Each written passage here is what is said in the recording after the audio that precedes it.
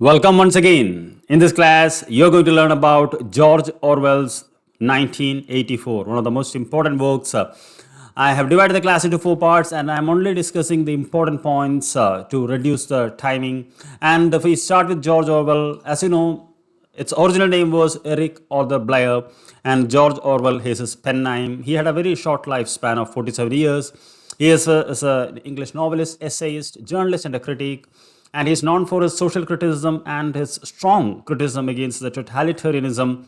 And in his lifetime, he has written 9 works and 6 novels and 3 non-fiction works. And 1984 forms the last work, the ninth work when he was published when he was alive. And so he was born in India, educated in England. He was in a lower middle class family. And if you introduced the work 1984, I have to say that it is compared with the Brave New World of Aldous Huxley. Actually, both of them are dystopian novels. And the novel centers around what you may call the repercussions of totalitarianism, especially as a criticism of, as you know, Germany and Italy. Widespread surveillance, oppressive control over individuals and societal norms. And there was 2 titles initially decided. The first one was The Last Man in Europe and 1984. And 1984 was chosen because the work completed writing in 1948. So it was an inversion of 1948, became 1984 and published in 1949, and it became an instant success in United States and all. But the next year, early January, Orwell died of tuberculosis. And some of the words and concepts have become a common words in modern vocabulary, like Big Brother, the thought police, and even there are some more like Newspeak, doublespeak. Everything we'll discuss in the later part. So before that, we must know the plot of this text, what happens. And I have divided the plot into 2 parts. First, we must know the setting. Secondly, the storyline. So remember, it's a beautiful novel to read, highly readable. Okay. It is set in 1984. It's a futuristic novel and set in Oceania, the name of the country. And there are 3 totalitarian countries. They are warring each other. The other 2 countries are easy to remember: Eurasia and East Asia. And this Oceania is controlled by an all-controlling party under Big Brother. And you can see Big Brother is watching you, is written everywhere, and the photo of this party leader. And you can understand that he is a man of 45, this Big Brother with a thick black mustache.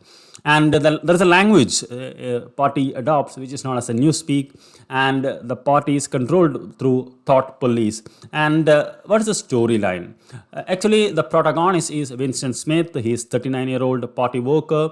He works in Ministry of Truth, and his job is to rewrite history. So when the novel starts, it starts in April, and Winston Smith is climbing 17 flory this apartment because the lift is not working, because during daytime the electricity is cut to celebrate the week of hate. Okay, so he's in love with Julia, a kind of a like-minded woman, and with whom he shares his what you may call independent thoughts. He is not even allowed to think independently. And there is another group which is known as Brotherhood. They are the descendants of the party, and he joins with them. And his bad luck, actually, party has been watching him all the way, and party has appointed spies inside them. And O'Brien, he was a spy who catches both of them and sends to Ministry of Love for torture, that is re-education, violent re-education, where room number 101 is a place where you meet the worst nightmares. And at one stage, his head is going to be put into a cage of rats. He cries out to Julia, and party understands that his identity and dignity has lost, and he's released. And later Julia is also released. When they meet at the end, they don't have any emotions between each other, and Winston becomes a truly party member, following everything and a supporter of Big Brother. So the entire narrative, most of the narrative centers around the love between Winston and Julia. So that is, we must know about the plot. Then what are the important points we must know about it? As I told you, Winston Smith, he's the protagonist, and wherever he goes, the party follows him.